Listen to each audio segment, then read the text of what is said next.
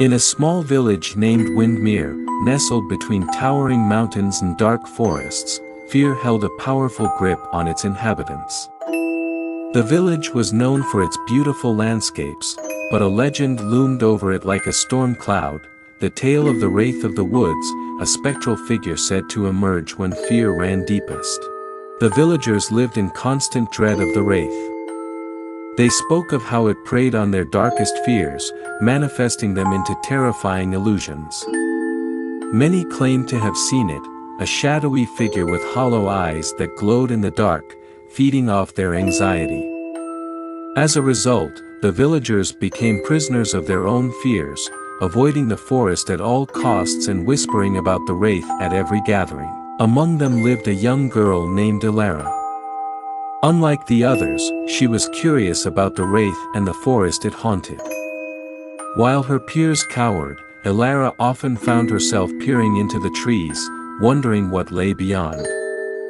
She felt a pull, a longing to understand the source of the fear that gripped Windmere. One moonless night, driven by her curiosity, Elara ventured into the woods.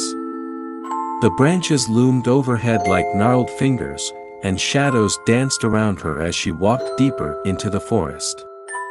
Each crunch of leaves beneath her feet echoed ominously, but she pressed on, determined to face whatever awaited her. As she moved deeper, the air grew thick, and an eerie silence enveloped her. Suddenly, a cold breeze swept through, and the Wraith appeared, its form flickering like candlelight.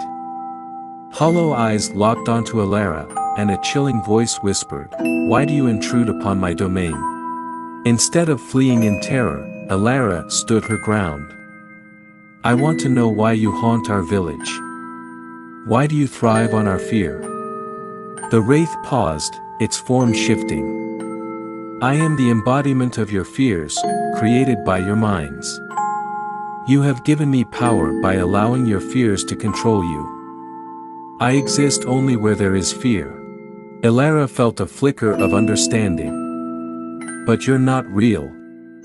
You're just the shadows of our imaginations." "Precisely," the Wraith replied, its tone a mix of sorrow and bitterness. "I feed on what you give me. You have the power to dispel me, but you choose to cower." With newfound courage, Elara took a step closer. "Then I choose to face you. I will not let fear rule my life or my village." As she spoke, the shadows around her began to twist and waver. The Wraith, startled, watched as Elara summoned her inner strength. "I will show everyone that you are just a fear we create."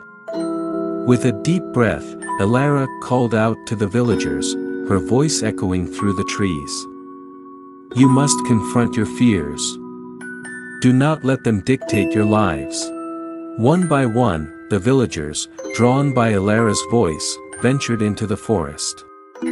At first, they were hesitant, but as they saw Elara standing firm against the Wraith, something shifted within them. They began to confront their own fears, voicing them aloud. "I fear failure. I fear loneliness. I fear the unknown." With each declaration, the Wraith shrank, its power waning. The shadows that once cloaked the forest began to lift, revealing the beauty hidden beneath the surface.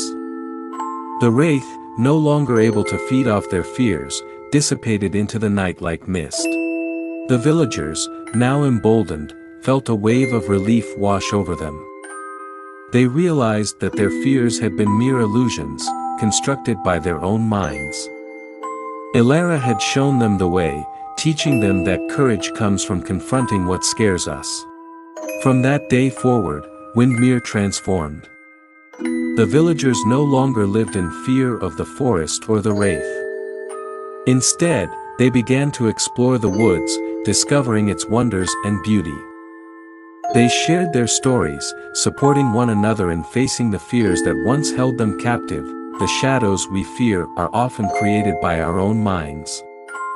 By confronting our fears rather than allowing them to control us, we can reclaim our power and find freedom in the light of courage.